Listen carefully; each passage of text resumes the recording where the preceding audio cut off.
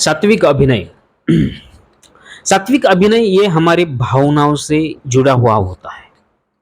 हम जितनी अपनी भावनाओं को समझने की कोशिश करते हैं, उतना हम उन्हें अपने साथ लिए चलते हैं। मतलब आप सीरियल में देखते हैं एक्टर रोते हैं, तो क्या वो सही में रोते हैं? वो ग्लिसरीन आँखों में डालते हैं तो उनके आँखों में आँसू आ जाते हैं। लेकिन क्या आप प्रयास करके देख सकते हैं कि आपको रोना है, एक सिचुएशन दी गई है तो आपकी आँखों में आँसू आते हैं। अगर ऐसा होता है तो सात्विक अभिनय करना आसान हो जाता है। मतलब सिर्फ रोना ही सात्विक अभिनय नहीं होता। हँसना, आपकी जो भी भावनाएँ होती है, बुरा लगना, गंदगी महसूस होना, गुस्सा आना, आलस आना, ये हमारी भावना होती है। तो ये सब आपके चेहरे से, आपके डायलॉग से जब आप निकालते हैं, आपकी आँखों तक आती है, आपकी आवाज़ के ज़रिए, तो ये सब सात्विक अभिनय के लक्षण हैं, ऐसा हम कहेंगे।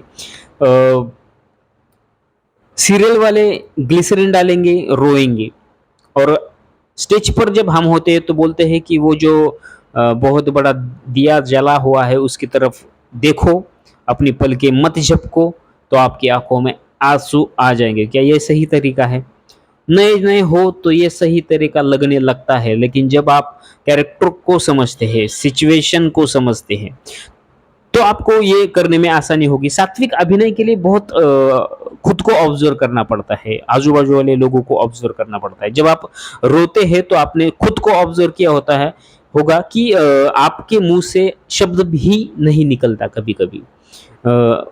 तो ये होता है जब हम रोते हैं। तो हँसते वक़्त भी कभी-कभी इतनी हँसी आ जाती है कि हमें बोलने की इच्छा या बोलते ही नहीं, हम इतना हँसते हैं। कभी-कभी पेट दुख जाता है।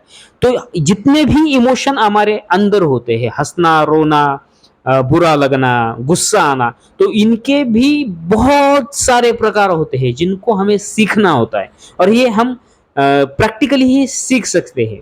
जे जो इसके बारे में डिटेल में जानता है उसके सामने बैठकर ही हम इसे सीखते सीखते हैं।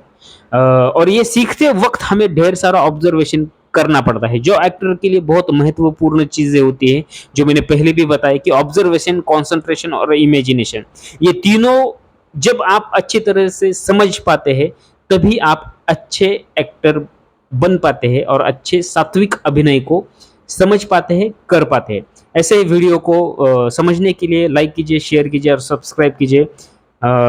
अगले वीडियो का इंतज़ार कीजिए, मेरे साथ बने रहिए। धन्यवाद।